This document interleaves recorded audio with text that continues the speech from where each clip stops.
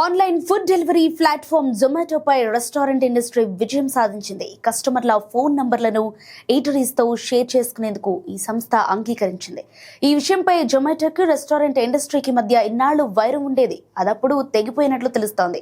దీనిపై జొమాటో స్పందించాల్సిందే. ఇక మరిన్ని వివరాలకు వెళ్తే, వినియోగదారుల అనుమతితో వాళ్ల కాంటాక్ట్ నంబర్లను తమకు ఇచ్చేందుకు జొమాటో ఒప్పుకున్నట్లు national restaurant association of India పేర్కొంది. కస్టమర్ డేటాను ఇచ్చేందుకు ఇప్పటిదాకా జొమాటో మరియు స్విగ్గీ వెనకాడాయి. దీంతో ఇది సరైన పద్ధతి కాదంటూ ఈటరీస్ అభ్యంతరం వ్యక్తం చేస్తూ వస్తున్నాయి. కానీ ఈ పంచాయతీ తేలిపోవడంతో ఇక రెస్టారెంట్లకు కూడా వినియోగదారుల వివరాలు తెలుస్తాయి. తద్వారా వాళ్లకు మరింత సర్వీస్ అందించడానికి వీలు పడుతుంది. ఇష్యూస్ ఏమైనా ఉంటే క్లియర్ చేయటం తేలికవుతుంది. కాబట్టి రెస్టారెంట్లు మరింత సమాచారాన్ని యూజర్లకు ఇవ్వచ్చు.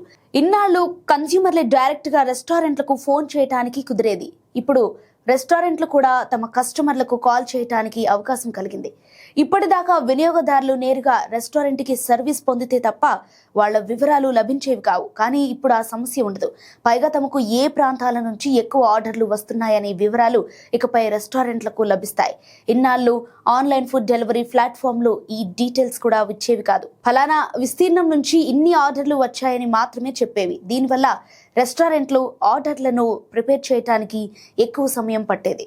ఇప్పుడు ఆ సమస్య కూడా పరిష్కారం అవుతుంది. ఇక రెస్టారెంట్లు తమ మార్కెటింగ్ ఖర్చులను తగ్గించుకునే వీలు కుదిరింది.